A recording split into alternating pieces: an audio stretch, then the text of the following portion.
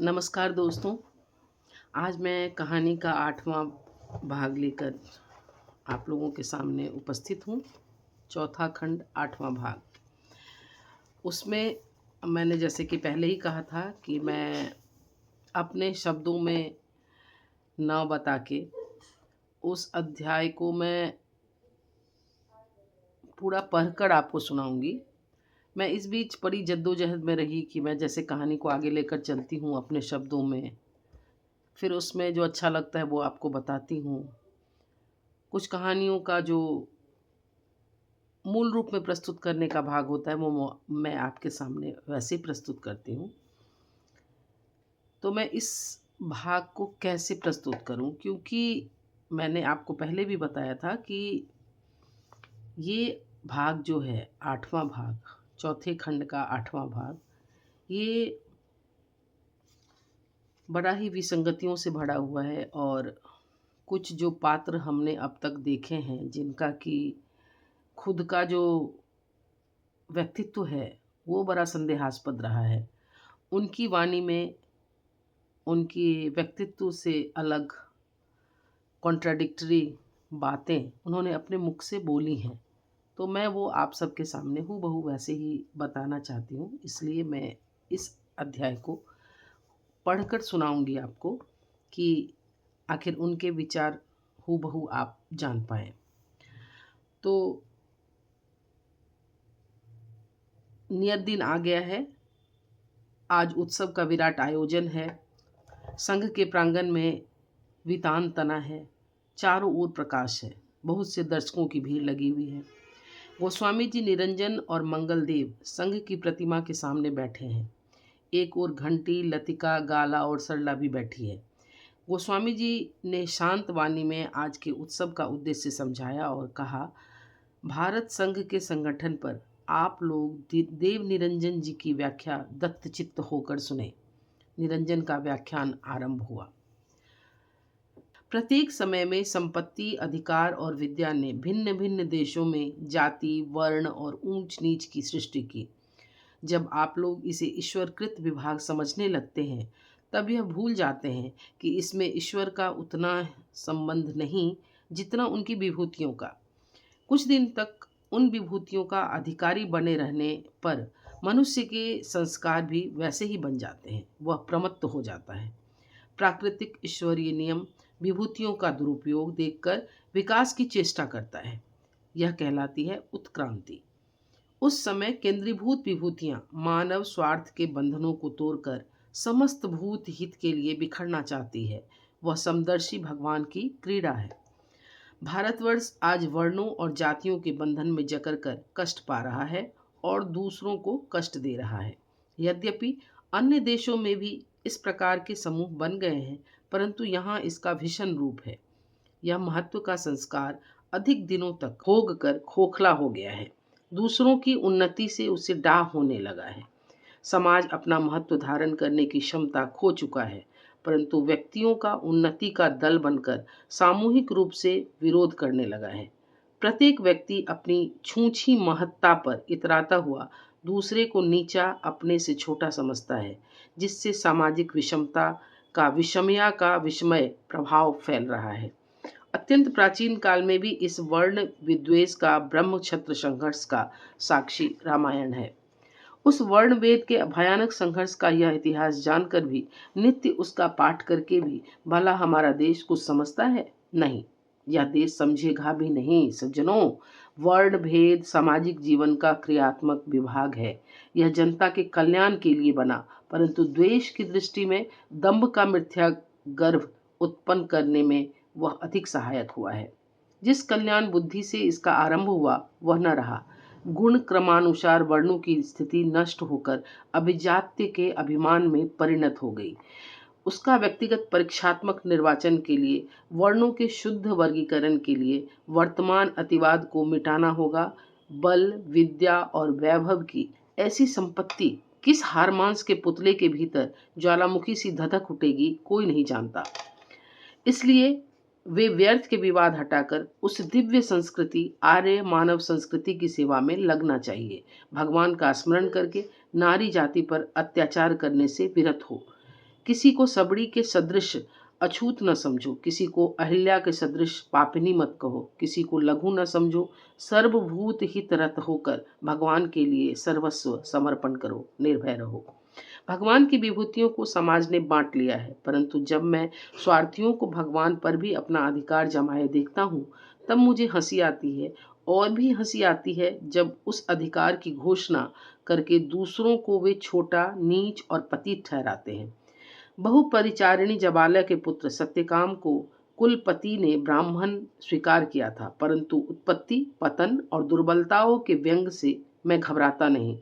जो दोषपूर्ण आंखों में पतित हैं, जो निसर्ग दुर्बल हैं, उन्हें अवलंब देना भारत संघ का उद्देश्य है। इसलिए इन स्त्रियों को भारत संघ में पुनः लौटाते हुए बड़ा संतोष होता है। इन लतिका देवी ने अपना सर्वस्व दान दिया है। उस धन से स्त्रियों की पाठशाला खोली जाएगी, जिसमें उनकी पूर्णता के शिक्षा के साथ वे इस योग्य बनाई जाएंगी कि घरों में, पदों में, दीवारों के भीतर नारी जाति के सुख, स्वास्थ्य और संयत स्वतंत्रता की घोषणा करें, उन्हें सहायता पहुंचाएं, जीवन के अनुभवों से अवगत करें, उनमें उन्नति, सहानुभूति, क्रियात्मक प्रेरणा का प्रकाश फैलाएं। हमारा देश इस संदेश से, नवयुग के संदेश से स्वास्थ्य लाभ करे। इन आर्य ललनाओं का उत्साह सफल हो, यही भगवान से प्रार्थना है। अब आप मंगल देव का व्याख्यान सुनेंगे। वे नारी जाति के सम्मान पर कुछ कहेंगे। अब मंगल देव ने कहना आरंभ किया। संसार में जितनी हलचल है, आंदोलन है, वे सब मानवता की पुकार है। जननी अपने झगड़ालू कुटुंब में मेल कराने के लिए बुला रही है। उसके लिए हमें प्रस्तुत होना है, हम अलग न खड़े होंगे। यह समारोह उसी का समारंभ है, इसलिए हमारे आंदोलन व्यछेदक न हो। एक बार फिर स्मरण करना चाहिए कि लोग एक हैं, ठीक उसी प्रकार जैसे श्री कृष्ण ने कहा, अविभक्त च भूतेषु विभक्तमेव च स्थित।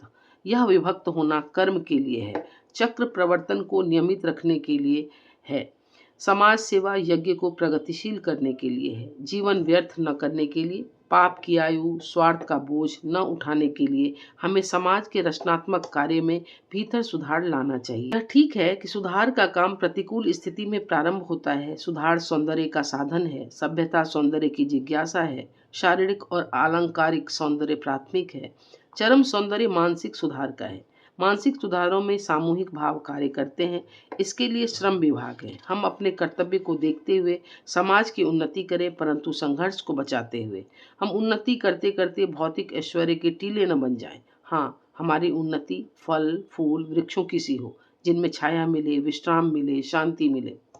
मैंने पहले कहा है कि समाज सुधार भी हो और संघर्ष से बचना भी चाहिए। बहुत से लोगों का यह विचार है कि सुधार और उन्नति में संघर्ष अनिवार्य है, परंतु संघर्ष से बचने का एक उपाय है और वह है आत्मनिरीक्षण।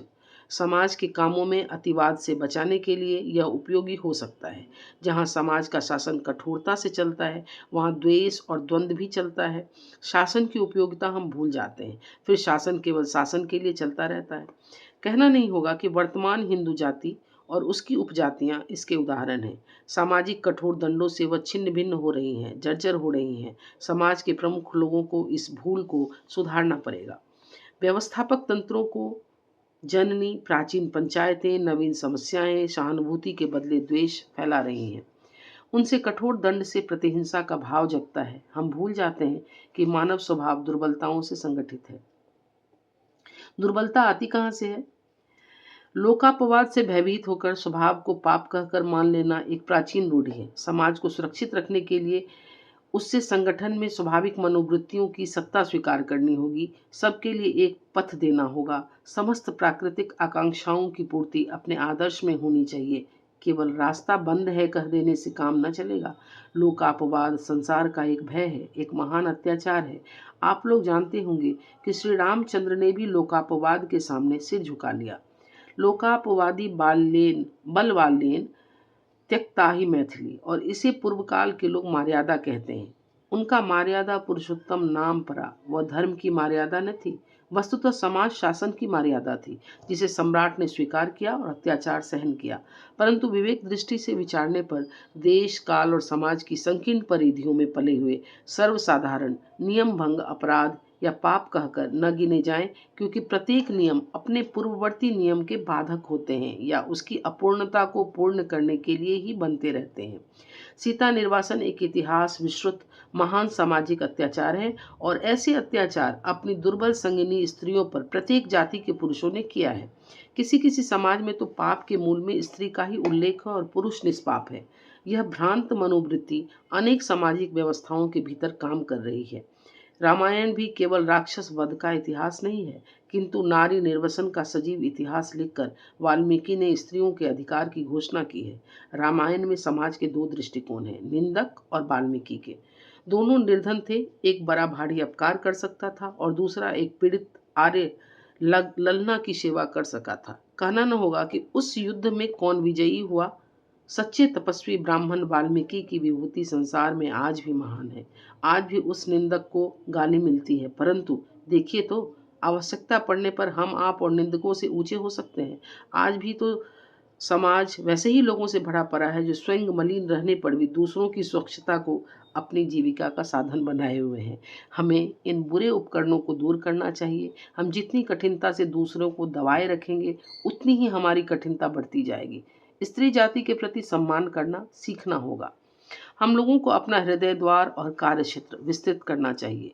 मानव संस्कृति के प्रचार के लिए हम उत्तरदायी हैं। विक्रमादित्य, समुद्रगुप्त और हर्षवर्धन का रक्त हम में है।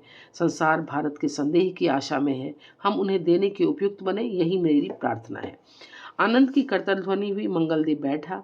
गोस्वामी जी ने उठकर कहा, आज आप लोगों को एक और हर्ष समाचार सुनाऊंगा ही नहीं, आप लोग उस आनंद के साक्षी होंगे।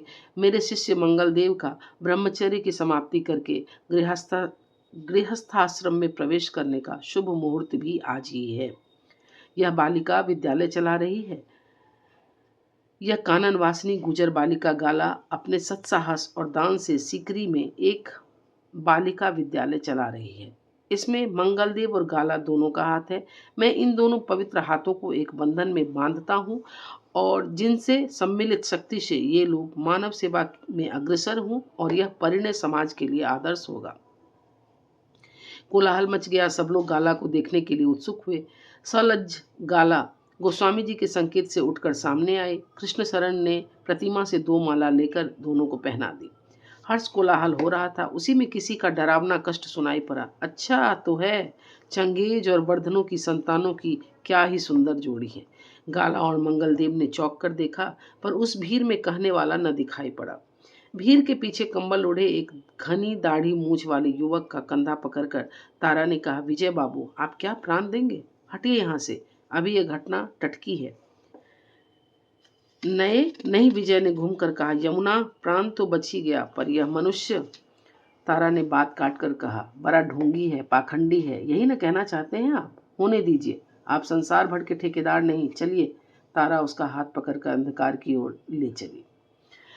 तो आज के इस अध्याय में आपने देखा कि कैसे निरंजन, जो कि इस कहानी में जो पहला आपको अधर्म दिखा होगा या नारी का उपयोग शोषित करते हुए देखा होगा, वो देव निरंजन के द्वारा हुआ था।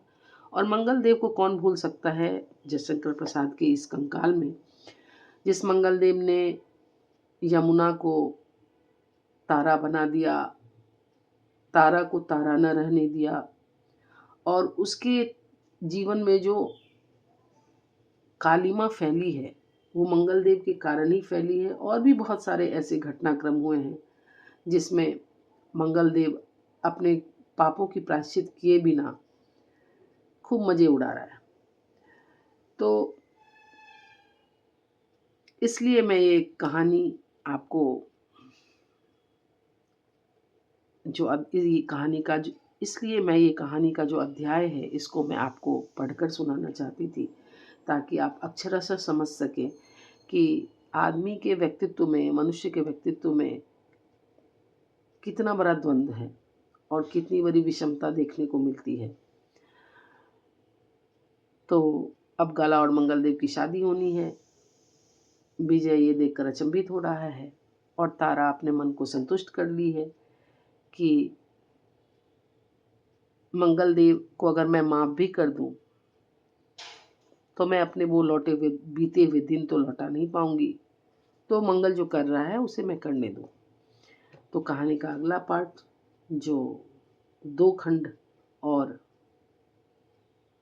अब जो कहानी का पहला अगला पार्ट है वो 2 भाग और बचा है, जो मैं लेकर अगले वीडियो में उपस्थित होती हूँ। फिर आप सब मुझे बताएंगे कि ये कहानी पढ़कर आप लोगों को कैसा लगा। बहुत बहुत धन्यवाद, बहुत बहुत शुभकामनाएं।